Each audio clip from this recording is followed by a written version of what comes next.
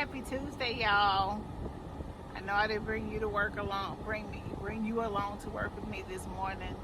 Um, but we did chat yesterday afternoon, and so first of all, I hope no one stole your joy today, and you didn't let anything steal your joy, no one or nothing, because the joy of the Lord is our strength. The second thing is I have fully transitioned to. Um, Implementing stations in my middle school EL classroom. Stations is something I really learned about during my first um, leadership role working in a public school in a rural area. We were what you consider a priority district, multiple years of lack of growth, if you will, low proficiency scores. And so I had an opportunity to work with the superintendent, who at the time was the youngest superintendent in this country, over in the Mississippi Delta. Awesome, enriching experience for sure. So one of the things that he implemented was the use of workstations, which is commonly seen in elementary classrooms, but we employed it really K through 8, and in some cases even in high school.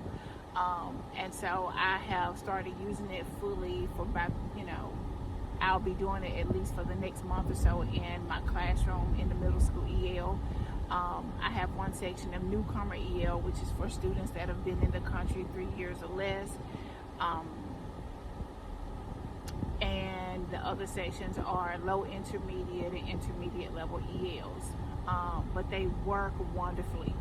And so, although I've been out of the classroom for about 10 years, I decided to try it just because they've learned so much. I've seen so much progression in their writing skills, their reading skills, and even comprehension skills when it comes to speaking English, really understanding what's being said to them.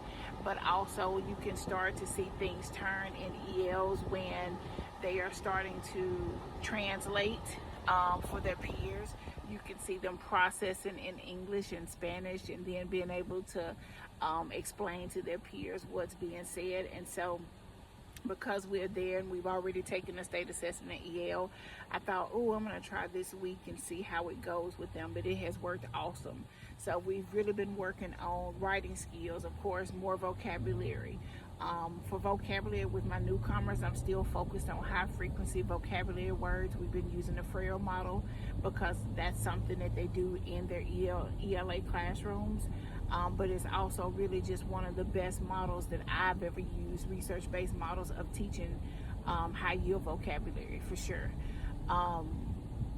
And then focusing on text connection. So one of the things about text is making sure that students can identify with the text or that they can connect with the text. For example, when they're reading a text, I allow them to read those highlights magazines. That's what I've been pulling from this week.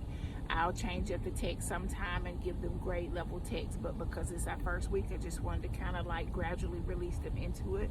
So they've been able to select the articles from those magazines, which are typically about a fourth to fifth grade level. And it's worked well. So as they're reading the text, then they have to do complete like graphic organizers to kind of identify what they connect with. Does it remind them of books that they've read, or poems they've read, or movies that they've seen, or something that's happened in their family? And so that helps them kind of build connection with text and create a schema, if you will, thereby, further learning to understand it more. And so that's also really worked really well. The third one that I thought has gone really good, especially for my newcomers, was one that we did today, which is the conversation station. So in a conversation station, I give them like 4 different options of scripts. Scripts include at least 2 people, so they have to work in pairs in the conversation station. They get to decide which person that they're going to play. Then they read the script, and after they read the script, then they write a summary about what the script is about, and of course they have to write the summary in English. So for my newcomers, they're still able to do it. I just allow them to, if they need to write it in Spanish or Arabic first, they can do that, but then they translate it into English. And that's worked really well. My kids are really, and I say my kids, my students they're really, really exceptional kiddos. They work really hard. And what I found is that even with newcomers, just like I have seen in my 20-year career as an educator with all students, when you set the expectation, they'll reach the expectation. Setting the expectation, and specifically for using stations with ELs or with any group of students, front loading them with vocabulary that they'll need, but also really having the stations well planned out, I find it just helps everything go smoothly.